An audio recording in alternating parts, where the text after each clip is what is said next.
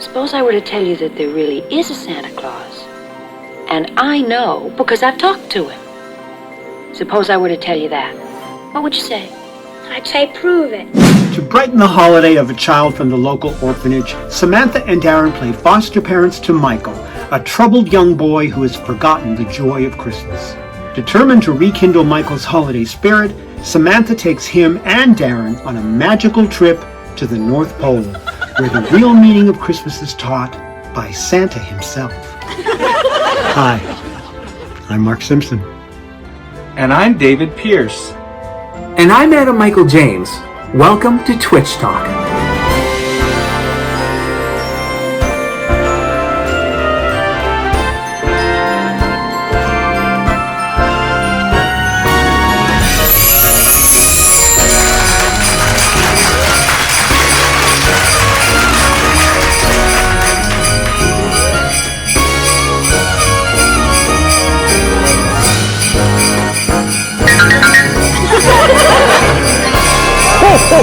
Merry Christmas! Welcome back to Twitch Talk. I'm Mark Simpson. I'm the producer of the Bewitched fanfare events and the admin of the Facebook pages and groups. And our next event is scheduled for May 6th through 8th in Salem, Massachusetts. You can get more information by visiting bewitchedfanfare.com. And now you can get all the information on Twitch Talk by visiting twitchtalktv.com. Tonight we're going to be discussing the very first Christmas episode, episode number 15, The Vision of Sugar Plums. The episode was written by Herman Groves. It was directed by Alan Rafkin, and the executive producer was Harry Ackerman. The regular cast included Elizabeth Montgomery as Samantha, Dick York as Darren, Alice Pierce as Gladys, and George Tobias as Abner. Additions to the cast: Billy Mumy as Michael, Sarah Seeger as Mrs. Grange, Bill Daly as Mr. Johnson, Jerry Johnson as Mrs. Johnson, Kevin Tate as Tommy, Harry Monty as the elf, and Cecil Kellaway as Santa Claus. And as usual, we'll begin with the official Screen Gems episode description.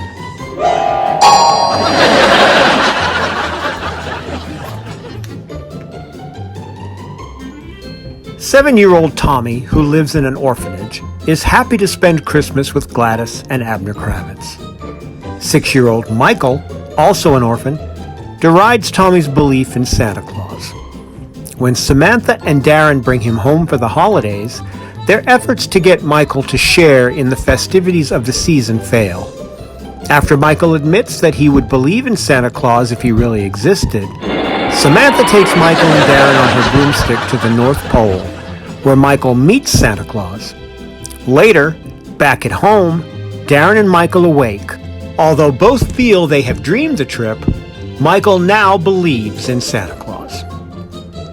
Gladys overhears Michael tell Tommy he has met Santa Claus. When she tries to pin Tommy down, he denies that Michael has ever mentioned it. Mrs. Grange, the director of the orphanage, comes to the Stevens home with George and Sarah Johnson. When Michael leaves with Mr. and Mrs. Johnson, Samantha and Darren know Michael has found two loving parents.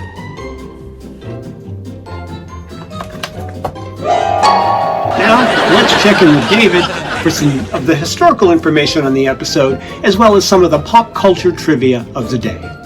David? Thanks, Mark. I'm David Pierce from Salt Lake City, Utah, and I'm the author of the Bewitched history book. Tonight's episode, A Vision of Sugar Plums, was the 15th episode of Season 1 and of the series overall. According to the official Screen Gems production schedule, production completed on November 12, 1964, and was originally broadcast on Christmas Eve, December 24, 1964. Filming took place on Stage 4 at the Columbia Studios in Hollywood and at the Columbia Ranch in Burbank, and at the North Pole. Haha, just kidding. In an article dated November 11th, 2020, written by John Birmingham on a website called Purple Clover, A Vision of Sugar Plums was ranked number 17 of the 20 most unforgettable classic TV Christmas moments. Also on Christmas Eve 1964, the number one song on the US Billboard chart was I Feel Fine by the Beatles. The number one movie was Warner Brothers' My Fair Lady, starring Audrey Hepburn and Rex Harrison, and it earned $72.7 million at the box office. In today's economy, that would translate to a whopping $610,651,858.06. Man, that's a nice chunk of change. Now let's check in with Mike for a nice cup of Christmas continuity. Take it away, Mike. Thank you, David. How? Who are you calling a hoe? Anyway, it's me, Adam Michael James, author of The Bewitched Continuum. I, Samantha, Take This Mortal Darren, and Samantha 70s, which just came out. Most Bewitched episodes, in fact, all Bewitched episodes never show witches and mortals all under the same roof for the holidays. Samantha 70s has a story that does that. And I think you're going to enjoy it a lot. But enough about that. Let's talk about A Vision of Sugar Plums, digging into the big book just to keep me on track. Orphanage administrator Mrs. Grange makes sure to introduce the Stevens to Michael. So why does she simply let total strangers, the Kravitzes, approach Tommy unsupervised? Later, Darren reports that Mrs. Grange feels Michael wouldn't appreciate spending Christmas with a family. But if that's the case, why does she bother citing Michael to a family at all? I want to say that the primary function of an orphanage is to find permanent homes for its children. So letting the kids go home with random families for Christmas seems like just getting their hopes up and then dashing them. The Kravitzes and the Stevens pick up Tommy and Michael respectively on December 24th. That night, Christmas Eve, Samantha tells Darren they can't bring Michael back tomorrow as unhappy as he was when he came. So, does that mean the orphans are supposed to go back Christmas Day? That's not much of a holiday. And then when Samantha laments to Darren that whatever disillusioned Michael, we can't make it up to him in 5 minutes. Samantha, he's an orphan. There's no questioning what disillusioned him. On the bright side of all this, Abner scoffs every time he thinks Gladys is seeing things, so it's a great twist here for him to suddenly believe that she's seen people flying through the air, and it's a double twist when it turns out he's just going along with it for Tommy. It's also a nice touch when Gladys finally finds a witness in Tommy, only to have him clam up out of his gentleman's agreement with Michael. And how fun is it that Santa Claus can't get Darren's name right? Maybe calling him Dennis is Santa's way of letting Darren know he's made this year's naughty list for ogling other women and having less than tolerant attitudes about witches. Or maybe Mr. Claus could have first heard about Darren from Maurice or Dora. We don't know. That's it for me for now. Back to you, Mark. Thanks, Mike. Now we're going to take a quick break, and when we come back, we're going to bring in the panel, and we will discuss episode number 15, A Vision of Sugar Plums. We'll be right back.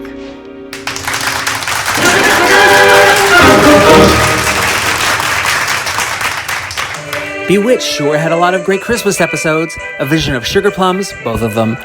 Humbug Not to Be Spoken Here, Santa Comes to Visit and Stays, and my personal favorite, Sisters at Heart.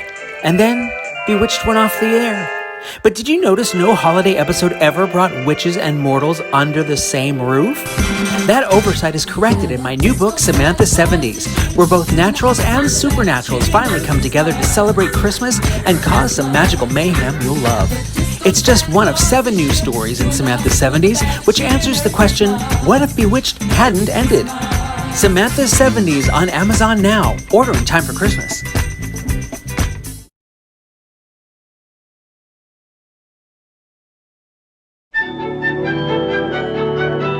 Welcome back to Twitch Talk. And we brought the panel in. And before we start, I want to make sure everybody has their holiday beverage. Cheers. Yay. Well, tonight we're going to be talking about episode number 15, A Vision of Sugar Plums. And before we start, we have a couple of newbies here today. We have Kate and we have Richie.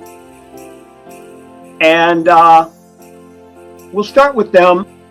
Kind of tell us a little bit about yourself and what's your Christmas wish this year. So let's start with Kate. Hi, I'm Kate. I live in Astoria, Queens, New York, and I'm a general theater human in the before times, and now I'm just kind of hanging out, waiting for things to pick back up again. And my Christmas wish is that we finally get our Bewitched Funko Pops that we have been promised for years and years. Definitely. They're supposedly in the works again, but I know. We'll see. I'll believe it when I see it. Correct. So how about you, Richie? Hey, I'm Richie Carnegie. I am from Richmond, Virginia. My Christmas wish is to be able to travel and see all of my Bewitched friends. Simple as that. Well, hopefully we'll be able to do that soon. I hope so. All right, now let's go through the rest of the panel and let's hear your Christmas wish. Let's start with Robert. Oh, hey everybody. My Christmas wish is similar to Richie's. I hope I get to see you all soon in person, maybe in Salem. Isn't there a big convocation coming in the summer? We've rescheduled it twice, and it's now scheduled for May.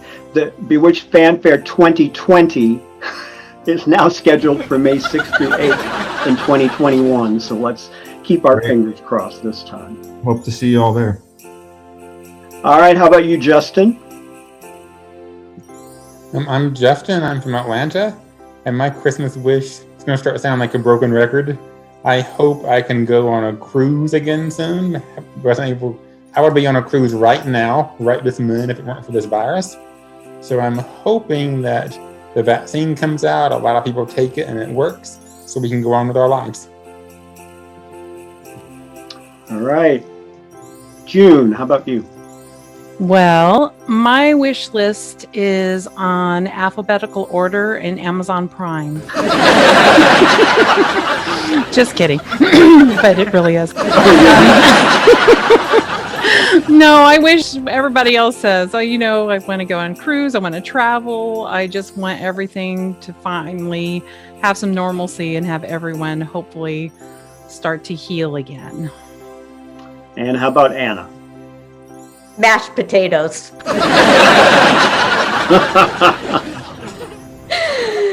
Getting out.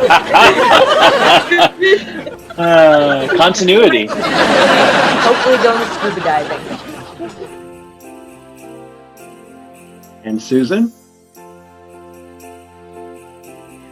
I'm Susan Hauser, first of all. I'm from Atlanta, Georgia.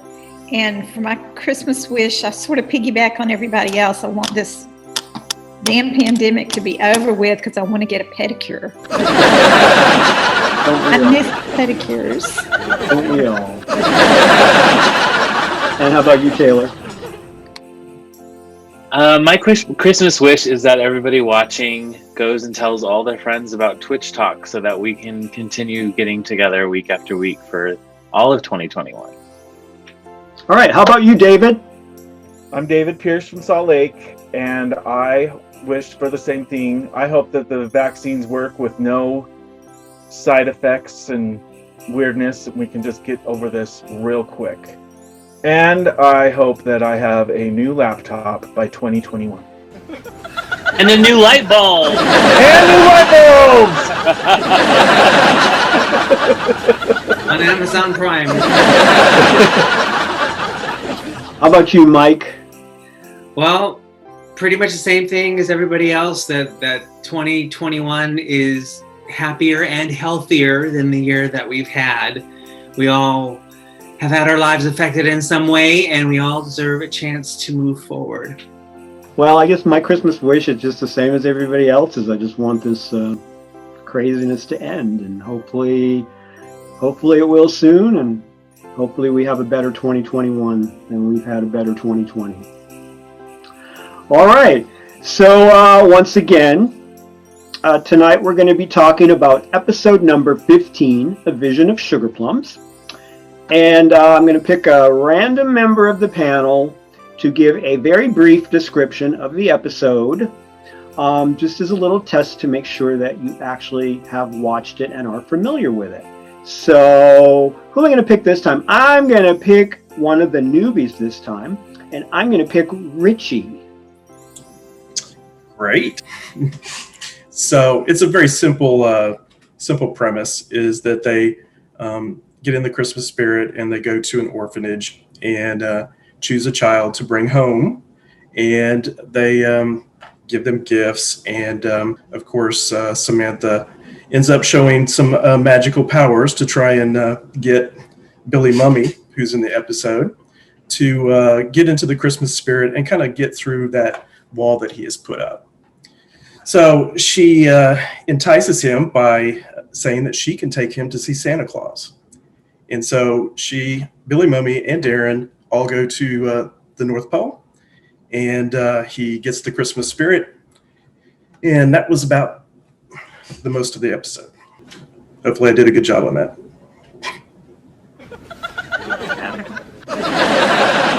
So now we will go through the panel and we will discuss the episode, talk about your feelings about it, if you noticed any bloopers or anything else that comes to mind.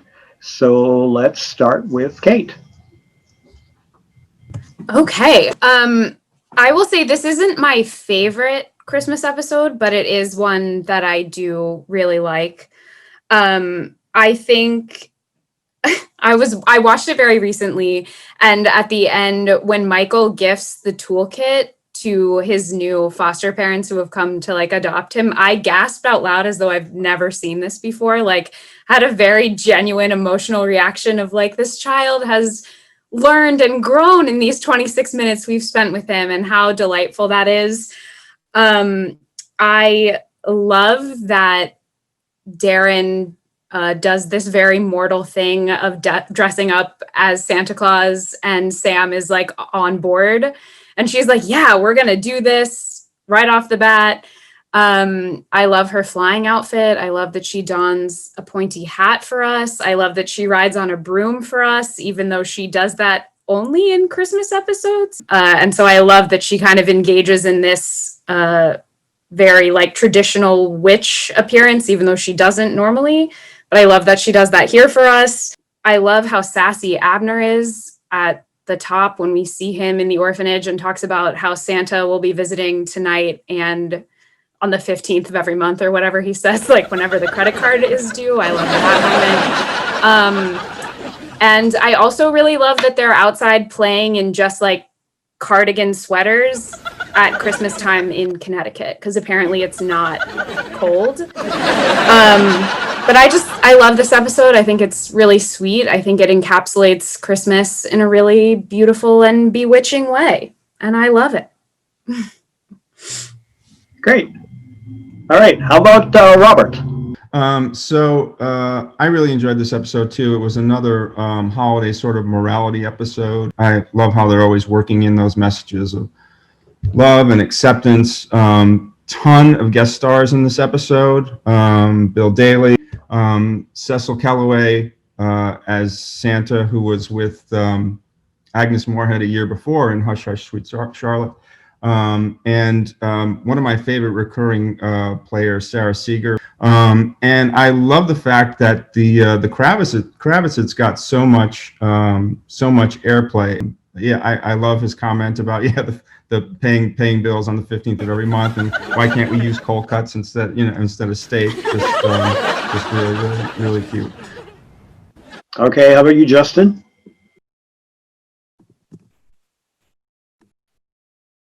This was a good episode, like Kate said, but the reason why this episode is not my favorite Christmas episode is I wish they spent more time at the North Pole. I felt like she knocked on the door and said, "Hi, Santa. This is an orphan I took in. How are you doing?" "Oh, hello there." And they went home. And that's it. And I felt like that took away some of the magic of the Christmas episodes. I just think it could have been a lot better if they focused more on Santa and the North Pole. So a good episode, but not my favorite Christmas episode. And that's all I have. All righty. How about June? Well, yes, I do love this episode. I remember seeing it when I was little and just thinking, how amazing that would be to go to the North Pole and see Santa. And why didn't anybody ever do that for me? Thank you, Mom, Dad. But one thing I was wondering, was it a common practice to take orphans home for Christmas and then throw them back in the orphanage after Christmas? But yeah, I do love this episode. It's just really fun. And Billy Mumy was just, first you just wanted to sock him, but then after that, it's like, oh, he's learned. So that's all I want to say. All right. How about you, Anna? I can't answer about the orphans. In the past, that sort of thing did happen, but it would be usually to put the orphans to work on a farm and not send them back. I think of there as being categories of Bewitched plots, and for me, I never get tired of something or other to do with a client or something to get figured out before Larry and Louise get over for dinner. And I think that's got to be 70% of the plots or something. So with episodes like this, I feel like somebody at the company would tell them that they had to do a Christmas episode, and they did. For me, it doesn't have the humor of other Bewitched episodes. I love the early episodes where Samantha is still looking like a 50s housewife, where she has the bow in her hair, and the pink coat she's wearing at the orphanage is just one of my favorite Samantha outfits ever. Okay. But don't judge the color of things by those colorized episodes, because they have a lot wrong. So I don't think that coat was probably even pink. Oh, It probably was tan, or maybe like a light yellow or something like that. I don't. I love the cut. Yeah. That's what really makes it the style. But yeah, I'm sure. All right. So let's move on to Richie. Well, this was not my favorite episode. So like Justin, I'm going to pick it apart just a little bit. I had some favorite parts too. There were a couple of times when I kind of made the Gladys Kravitz face. One was, this is a little thing, but the Christmas tree I thought was horrible. I thought one thing I love about Bewitched is the special effects. I just think they hold up even today. And I was a little disappointed with the broom flying sequence. I thought that was a little cheesy, and they showed it a couple of times, and it's like, ooh. But some of the things that I loved about it was the major thing was Billy Mumy. I thought his acting was outstanding. I think he made the episode. Gladys Kravitz, anytime Gladys Kravitz is in an episode, it just, it really interests me, and makes me pay even more attention. And of course, we get to see a little flash of Bill Daly at the end, so it's always nice to see him in something. And I think overall, though, the acting for the entire episode was a little bland. And I kind of attributed that because season 1, episode 15, and they're still trying to develop their characters a little bit.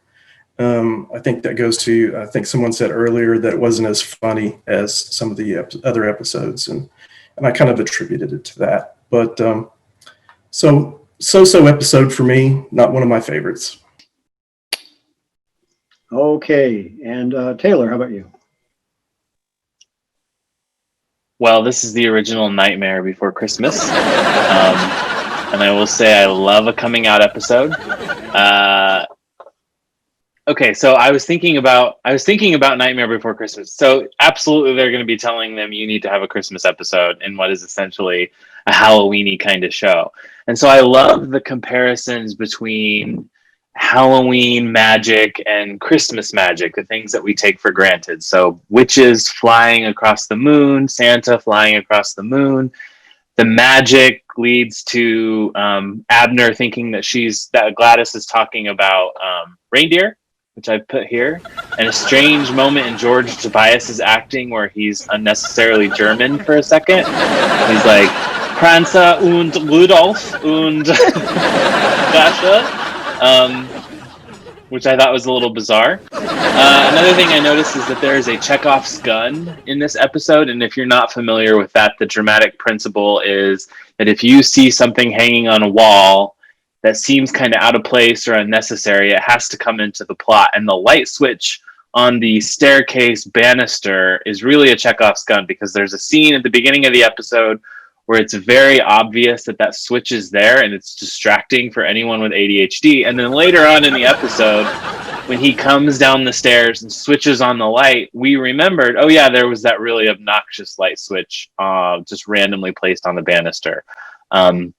It may exist in other episodes later on, but in earlier parts of the season, I never saw it. So I love this episode. Good coming out episode. Love that. Lots of fun facts behind the scenes. Merry Christmas. Okay. Susan, how about you? I did not really find any continuity issues or bloopers or anything. It seemed like a really tight episode. Everything was just so. And so I didn't find anything there. One thing that always cracks me up about this episode is that elf with crossed eyes. You know, when he comes to peeks out, he's like,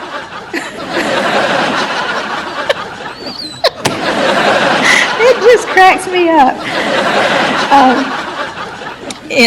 Let's see. The other thing that stuck out for me about this episode is something I've mentioned before, and this kind of a pet thing of mine, is Gladys and her longing to be a mom. This was so poignant in this episode when she's begging Abner to have an open mind, that she wants him to consider that they bring that little boy home permanently.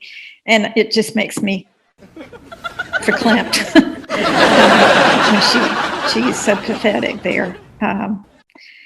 So anyway, that's really about all I got on this episode. Mumy is fabulous. There's not a false moment in his acting at all. Every bit of it's so real. So, all right, David, how about you? So I'm kind of shocked that everybody doesn't find this to be their favorite, because it's absolutely one of my favorites.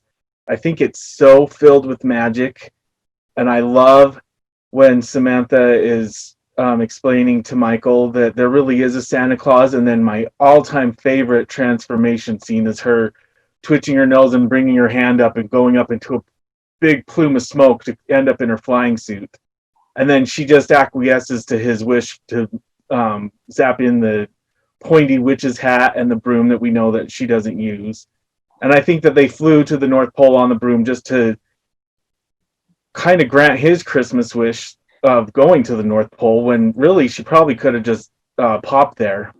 I also found it funny that she only had Michael put on his robe to go while they're flying in the winter Christmas Eve air, and also up in the North Pole, so there must have been some sort of force field around him to keep him warm. I love everything about it. The only thing that I don't like is that Michael and Tommy are playing outside where there's no snow and there's actually leaves on the bushes and everything. That drives me nuts, and I think that they could have done a better job of putting fake snow over everything. But other than that, I love this episode. Okay. Mike, how about you? I have some mixed feelings about this episode too. I mean, just the fact that it's the first Bewitched Christmas episode gives it a lot of points. I want to go back to what Justin was talking about, and saying that it bothered me that Samantha was so willing to project herself in the witch image with the outfit and the hat and the broom, when right from the very pilot, Endora was saying they just think we fly around on brooms. And in The Witches Are Out, they made such a point out of how mortals have all these stereotypes toward witches. So you would have thought, even though Michael obviously grew up with that image like everybody else, that Samantha would have said, well, actually, it's not kind of like that. This is what we're like, and then just flown to the North Pole that way. So that kind of bothered me a little bit. Speaking of flying, they do seem to grow smaller in the sky as it goes along. Yet when Gladys looks the second time, the trio is in a holding pattern. Are they awaiting confirmation from some witchy aircraft control before moving on? Obviously, they extended the sequence so that Abner would have a chance to get to the window, but you would think by the time he did that he would still be able to see them. At the North Pole, there's a sign there pointing the way to Santa's workshop, which I find interesting because usually there's nobody up there except Santa and the elves, and they know where the workshop is, and there's really no tourists. And so there's no reason for the sign or for the workshop to have display tables other to give Michael a chance to select gifts. That was kind of wild. But I will say that Santa Claus saying, what difference does it make what we look at on the outside? It's what we feel on the inside that counts, isn't it? Is really the crux of the whole thing. And I think this is really the first, more subtle, but first mission statement that the show makes. And so it's important in that way. Okay. Well, I think the writing here is exceptional. There's not a lot of humor in it, but I don't think there's supposed to be. It's to me, it's kind of a more serious kind of subject matter, with the child who's lost his parents, and he's just totally disillusioned with basically with life, because nobody wants him. That's not something to laugh about. But I just think it's a wonderful episode. The one thing that does bug me is that those shots where they're flying through the air on that broom, and it's bad. I mean, they could have at least used a shot of the Stevens house instead of some kind of generic, background for that, because Gladys, she's looking out the window, and they live across the street. She should have been seeing the top of their house, not some, generic house. But again, I love this episode. I think it's great. Very touching. I think it's very well written, very well acted. But anyway, again, great episode. I love it. I think it's I don't know if it's my favorite Christmas episode, but it's a toss-up. And I also like Santa Comes and Stays and Stays and Stays. I think that's a fun one, so anyway. Well, let's take a quick break, and then we'll be back in just a minute.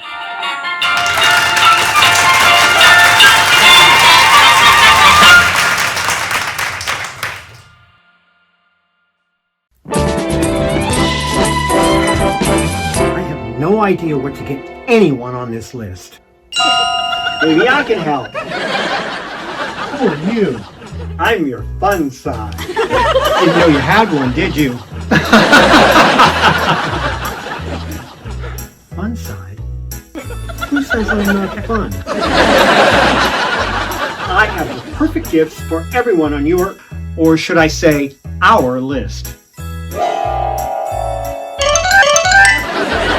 The Bewitched History Book by David L. Pierce covers all 254 episodes of Bewitched with episode descriptions, reviews, and trivia, and also ties in the events of the times with each episode. Available in hardback, paperback, and ebook from BearManorMedia.com. Wow! And also available from Amazon.com are these books by Adam Michael James. The Bewitched Continuum, the ultimate linear guide to the classic TV series, explores the consistencies and inconsistencies of Bewitched, comparing and contrasting all 254 episodes like never before. I, Samantha, Take This Mortal Darren gives the series the finale it never had. And the all-new Samantha's 70s picks up where I, Sam, left off, taking the Stevens on a magical journey through the decade that brought you yellow smiles, bell-bottoms, and the fabulous days of disco. This is great! Thanks, Funside. There's something here for everyone on the list. Glad I could be of help. Hey, how come I've never seen you before? Well, I guess you've never been fundamentally challenged. Sorry. Funside. Who says I'm not fun?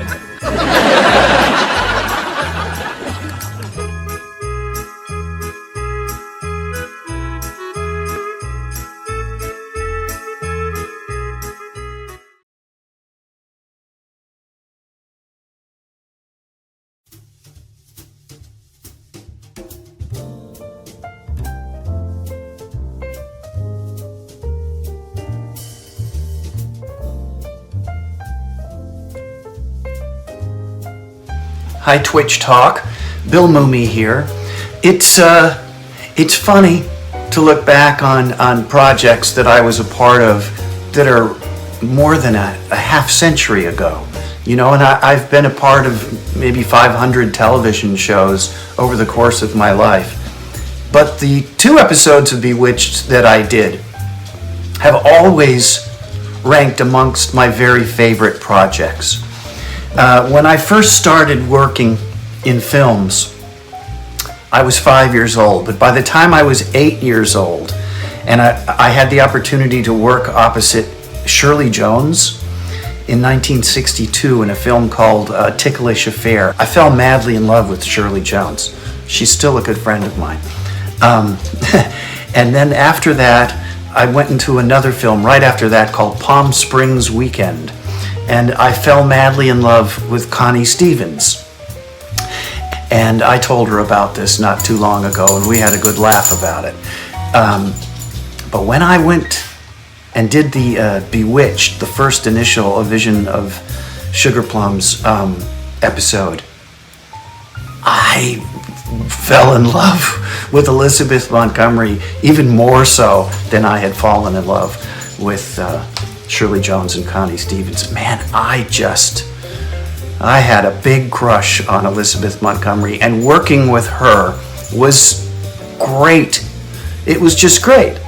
I mean, Dick York was great, and of course working with Cecil Kellaway, what a treat. And it was an interesting character, Michael the Orphan. It was a good script, and it was an interesting part, but the best part of it was working with Elizabeth. She taught me the nose twitch on that show. I probably can't do it anymore. Let's see if I can. That's as good as it gets at my age. But she taught me that. And she taught me that in the doorway of the front doorway of the set of their house, inside. Not outside, on the inside of the front doorway. I remember her teaching me that. And I was just so enamored with her, and she was so lovely to be around, and it was a very happy set. You know, I don't recall anything negative about the process of that project at all. And I know that we're focusing here now on the Christmas episode, but I have to say, the following season I went back, I think it was the following season, to do a junior executive, where I played, and Dora turned Darren into a kid, me, where they put a little dark brown rinse in my hair. That's probably my favorite, outside of maybe Lost in Space or a Twilight Zone or something. That's probably my very favorite gig of all time, because I got to play her husband. You know, it's also a good Trivial Pursuit question, you know. Name the first 3 actors, or name the first 2 actors to play Darren Stevens. This guy. Over the years, I became friends with Elizabeth Montgomery's son, Bill Asher. He's worked on some guitars of mine. He's a very talented luthier on his own and makes some great guitars. We became friendly, and I remember telling him what a crush I had on his mom and, creeping him out a little bit. But I have nothing but great memories about Elizabeth Montgomery and Bewitched. Loved the show as a fan. It was one of my favorite shows to watch. And as an actor, and I did work with a whole lot of, iconic talent in my day. I never had more fun or, never had a necessarily a more pleasant experience than working on Bewitched. And it was very recently, actually, that I came across her autograph. And I used to take an autograph book around to gigs as a kid. And I found her autograph, and it was lovely. And her penmanship was beautiful. And she was just a very, very special talent, special lady. And I'm grateful that I had the opportunity to meet her and work with her and play her husband. And, that Christmas episode holds up well. Every year or so it's on and I check it out if I'm surfing the channels and, oh, look, there's my Bewitched. I think it might be on my DVR saved somewhere, to tell you the truth. And it's a good show, a real good show. Okay, Twitch Talk. Happy holidays, stay safe, do the best you can and can the best you do. Peace.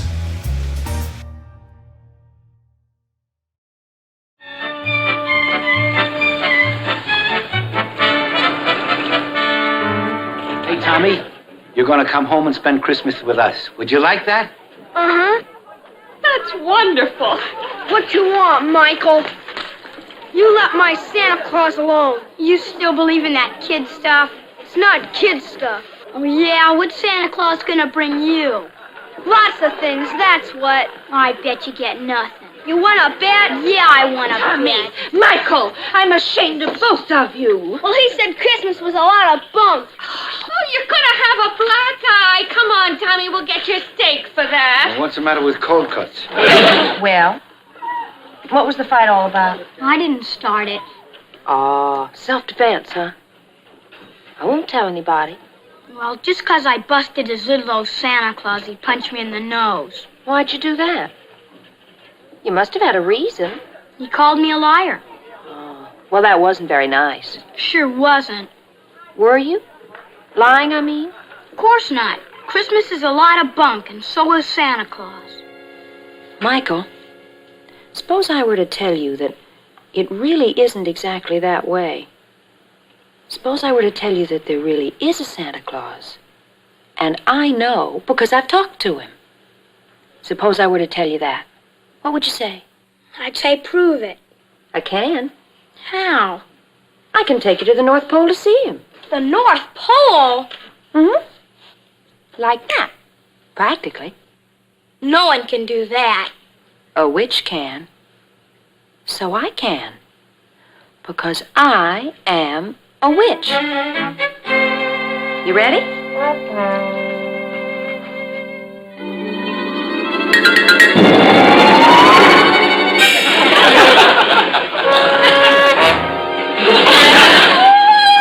Look where? They're in the sky! 3 of them, 2 big ones and a little one. Did you see them, Abner? Oh, sure I did. Did you really? I sure Did you did. see all 3 of them, Abner? Certainly, there was Dondo and Blitzen and Rudolph, the whole red-nosed reindeer. Now, what are you talking about, Abner? I saw them as plain as day. But Abner, I didn't see no Donder and Blitzen. Here we are. Where? The North Pole. Really? Certainly. And that's where Santa lives. Who's out there? Excuse me, but is Mr. Claus very busy? Of course he's very busy. What do you think this is, the 4th of July? Those aren't pillows, are they? You know, my boy, sometimes I wish they were. I've tried all kinds of diet, but nothing worked. But then again, if I got too thin, my children might not recognize me. I'd know you. Yes, I think you would. But what difference does it make how we look on the outside, eh? It's what we feel on the inside that counts, isn't it? We all grow older, and our eyes get weaker. But what we've seen with our hearts remains forever a thing of joy and beauty. You know, I had the strangest dream. Oh? He was in it, and so were you. We all went to the North Pole to see Santa Claus. How about that? Sounds like fun. It was.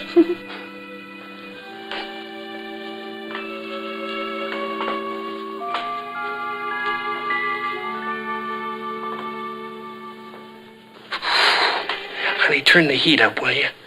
Feels like snow.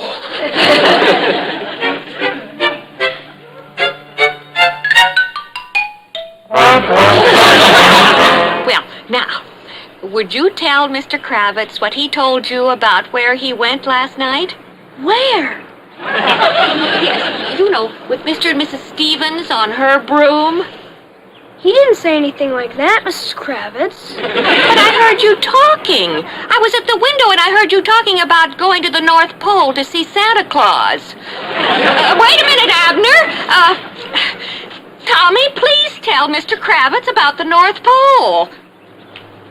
Gladys. Wait a minute, Abner, wait. Now, please try to remember, Tommy. Tommy, try to remember. I know. Abner, wait. The broom. The broom, Tommy. He didn't say anything like that, Mrs. Kravitz. Oh.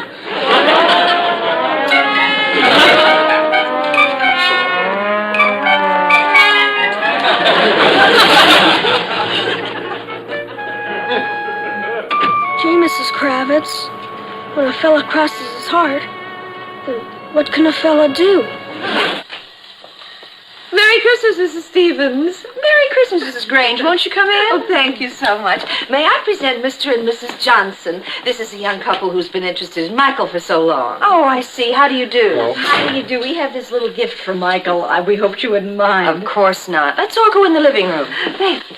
And Merry Christmas to you, Michael. Thank you. You're very welcome. I've got a present for you, too. I hope you like it. I brought it all the way from town. It's a toolbox. It's got a hammer and a saw and a drill.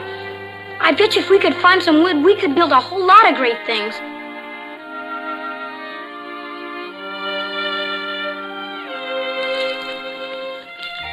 Would you really like to try? I must have caught a coal somewhere last night. Well, come on, let's open it. Do you think we can open it right now? Goodbye, Michael. You come back and visit us, huh? We'll certainly see to that, Mrs. Stevens. Goodbye. Bye. Merry Christmas. Merry Christmas. Merry Christmas.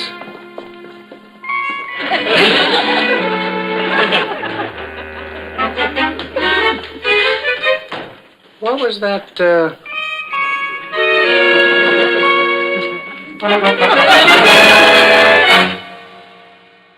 Welcome back to Twitch Talk, and it looks like we've been joined by Santa Claus.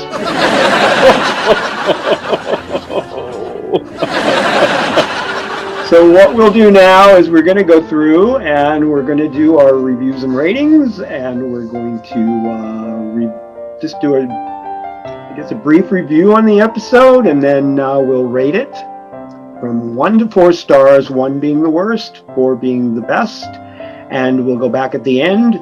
We'll average it out and get the overall rating for this episode. So let's go. Let's start with Kate.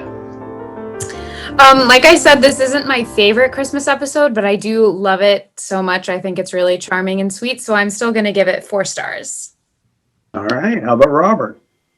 Yeah, not my favorite holiday episode either, but I will give it a 3.5. Okay, and Justin. I enjoyed the transformation of Michael in this episode, from him saying, "Oh, Christmas is all bunk. That's all hooey. I don't believe any of that," to the end of the episode where he really had the Christmas spirit. However, like I said before, I generally love Christmas episodes, but this one it had a lot taken away from it because there was so little focus on Santa and the North Pole and the elves. So I have to penalize it a full star for that and only give it 3 stars. Okay. And June.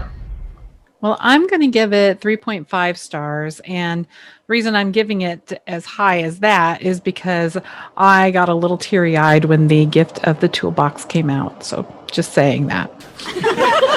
All right. And Anna? Okay. I give this a good, not great, not fabulous. So it's a 2. All right. How about you, Richie? Well, like Anna, I was going to give it a 2. However, I've rethought things. I know. And I'm going to give it a solid 3 simply because it's a Christmas episode and Billy Mumy actually supported the whole episode. I thought he was fantastic. He has to get a 3. Okay, I thought you were going to say you were going to give it a 1, but okay, how about you, Susan? I would give it a 3 as well. It's my second favorite Christmas episode. So I'll give it a 3. Okay, can we ask what your first favorite is? Humbug not to be spoken here. All right, and Santa Claus, Taylor. It's just me. It's Darren. Okay, so I remember watching this episode as a child, and for me, it helped to sort of restore some of the magic of Christmas. I remember that, and so I really appreciated that aspect of the series, and it kind of smartly did this thing of where at the end of the episode, it is written in such a way that Darren thinks it was just a dream, and so no points off for her use of witchcraft. And Michael gets to have that full and true belief in Santa again. And so I thought that was kind of a really smart solution to some of the problems, and maybe why Samantha was so willing to come out in this episode in her conical hat. But I am left wondering how Samantha knows Santa. I want that story. I want that scoop. I give this a 4. Okay. And David. So, like Susan, Humbug Not to Be Spoken Here is my first favorite, but also this one is my first favorite. I go back and forth all the time, but I love this one. I feel like it's a little like Christmas present card, whatever. It just evokes the feeling of the season, so I give it 4 stars. Actually, I give it 6 stars. See on my sweater, 6 stars. All right, Mike. It's not my favorite Christmas episode either. I think it's a little bit too Leave It to Beaver quaint for me, but it does have so many wonderful things in it. I agree that Billy Mumy holds up the entire episode, and of course that first mission statement from Santa Claus in there, so I'm going to give it 3 stars. Okay.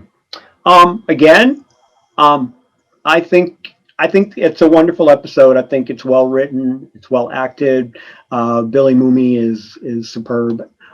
As he was in everything that he did. He was a real pro. He started acting when he was 5 years old, and he's made over 500 television appearances, so that's pretty impressive. Nobody mentioned about the when in the morning when they wake up, they think it's a dream, but there's like snowy footprints on the carpet. I thought that was kind of a neat little touch. But anyway, I think it's a great episode. I'm going to give this one 4 stars. So we've averaged out the overall rating for this episode, and we come up with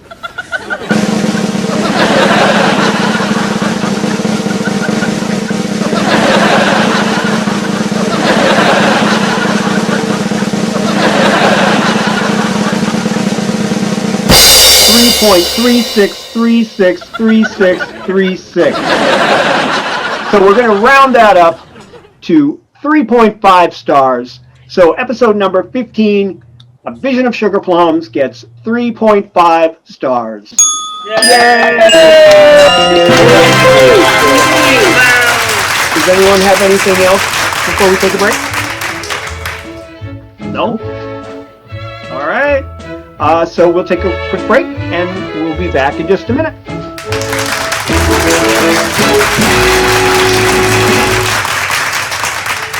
Bewitched has always conveyed the message of love and acceptance towards those who are different than we are. In these uncertain times of increasing hatred and bigotry, we are asking everyone to remember the words of Samantha that ring just as true today as they did in 1967. What of he who looketh different? What of she whose name hath a different sound? If one examineth one's neighbors closely, he will find differences enough so that no one is safe from the charge of witchery. During this special time of year, a time that should promote peace on earth and goodwill toward all, we at Twitch Talk are asking everyone to please look into your hearts and love thy neighbor.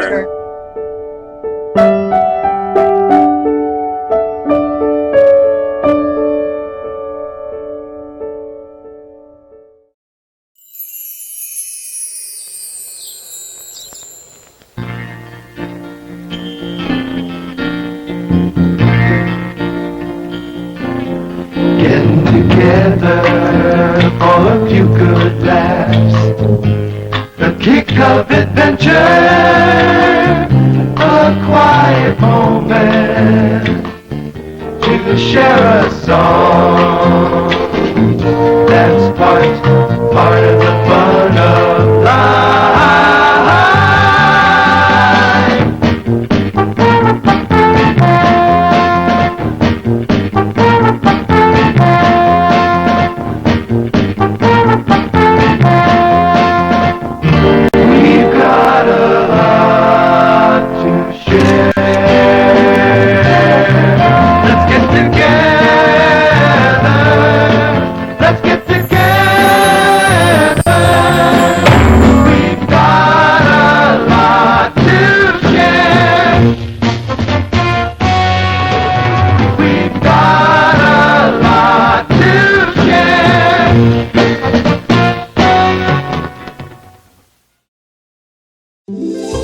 It's Christmas, and Tabitha, wishing that she and her friend Lisa were sisters, uses her powers to make it so.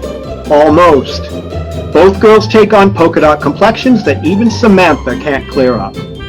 Join us for the next episode of Twitch Talk as we discuss this groundbreaking episode of Bewitched and celebrate the 50th anniversary of Sisters at Heart. Thursday, December 24th at 8:30 p.m. Eastern, 5:30 p.m. Pacific.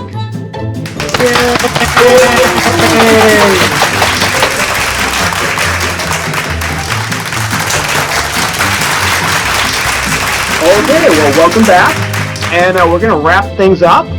I want to thank my co-hosts, David Pierce and Adam Michael James. I want to thank our panel, Kate, Robert, Justin, June, Anna, Richie, Susan, and Taylor. And I also want to thank our very special guest, Bill Mumy, for joining us tonight. We're going to continue our Christmas celebration.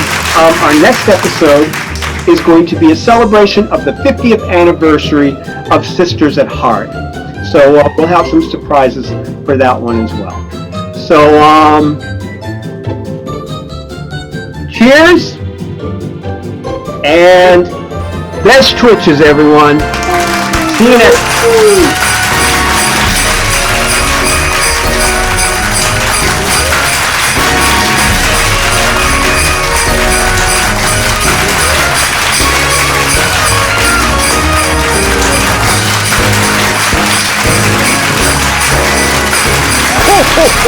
Merry Christmas!